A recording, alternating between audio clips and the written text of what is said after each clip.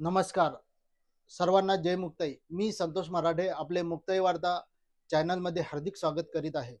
आता वळूया बातमीकडे। बदलापूर घटनेत शाळेमध्ये 2 अल्पवयीन चिमुरड्यांवर अत्याचार झाल्याच्या घटनेने अख्खा महाराष्ट्र ढवळून निघालेला आहे। या प्रकरणी विधानसभेचे विरोधी पक्षनेते विजय वडेट्टीवार यांनी खटला फास्ट ट्रॅक कोर्टात चालवून आरोपीला फाशी देण्याची मागणी केली असून पोलीस यंत्रणा व सरकारचे वाभाडे काढत पहा कोणते आरोप केले। बदलापूर ठाणे जिल्ह्यातील बदलापूरमध्ये जी घटना झाली अत्यंत काळी झेलवणारी घटना आहे। म्हणजे माणसाला या सगळ्या घटनेकडे बघितल्यानंतर एक 3.5 वर्षाची मुलगी, एक 4.25 वर्षाच्या मुलीवर अत्याचार होतो।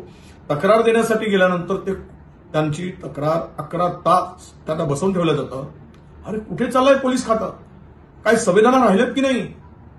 4.25 आणि 3.5 वर्षाच्या मुलींवर अत्याचार झाल्याने तक्रारीसाठी गेल्यावर 11 तास जर बसवून ठेवत असाल तर तुमची कायदा सुव्यवस्था आणि पोलीस यंत्रणा ही कुचकामी ठरली आहे हे आता स्पष्ट झालेलं आहे। आणि म्हणूनच मी आत्ताच पोलीस आपल्या कमिशनरशी बोललो, त्यांना सांगितलं जी महिला याला जबाबदार आहे आणि 11 तास बसवून ठेवून तक्रार न घेणाऱ्या महिला अधिकाऱ्याला तात्काळ निलंबित करा, ही मागणी आम्ही केलेली आहे।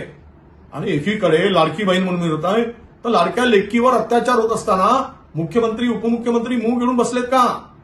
तर काय एवढं काय त्यांना त्यांच्या संवेदना संपल्या?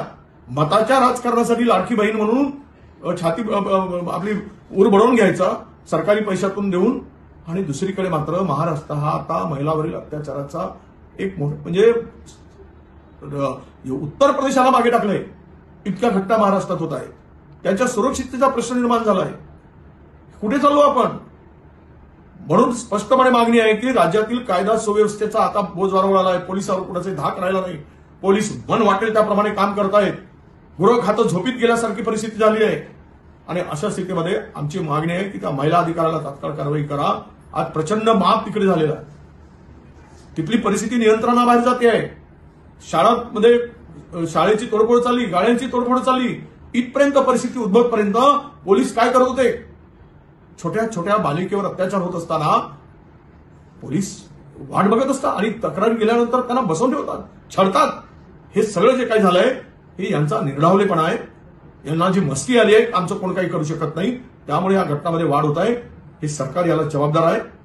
एकीकडे पश्चिम बंगालमध्ये एका डॉक्टर महिलेवर झाल्यानंतर तिथील सरकारवर ज्या पद्धतीनं आरोप केले गेले त्यापेक्षा ही घटना मोठी आहे महाराष्ट्रातील। त्या घटनेचं मी म्हणत नाही, कोणी समर्थन करणार नाही, पण छोट्या छोट्या 2 बालिकेवर अत्याचार होते त्याचा उघडते, तरी पण कारवाई करत असताना वेळकाढूपणा करताय, दिरंगाई करताय। तुम्हाला लाज काही राहिली की नाही? लाज लज्जा राहिली की नाही? असा प्रश्न निर्माण होतो।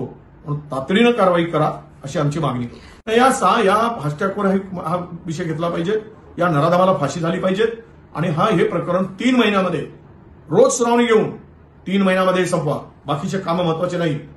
छोट्या छोट्या बालिकेवर 3.5 वर्षाच्या 2 बालिकेवर अत्याचार होतो, तर हे प्रकरण किती गंभीर आहे। आणि या संदर्भात हे भर काढत नाही, बोलत नाही। मुख्यमंत्री बोलत नाही त्यांच्या जिल्ह्यात असून, उपमुख्यमंत्री बोलत नाही। मग ह्यांचं लक्ष कुठे आहे? निवडणूक जिंकणं हा चिकन धंदा आहे का? त्यासाठी हे फास्ट ट्रॅकवर घेतलं पाहिजे। 3 महिन्यामध्ये हे प्रकरण निकाली काढा आणि नराधमांना फाशी द्या, जो कोणी नराधम आहे, अशी आमची मागणी आहे। तुम्हाला या बातमीबद्दल काय वाटले नक्की कमेंटद्वारे कळवा। आणि हो, हा व्हिडिओ आवडला असेल तर लाईक नक्की करा। तसेच मुक्ताई वार्ता चॅनल यूट्यूबला सबस्क्राईब, तर फेसबुक आणि इंस्टाग्रामला फॉलो करायला विसरू नका, ही विनंती। धन्यवाद।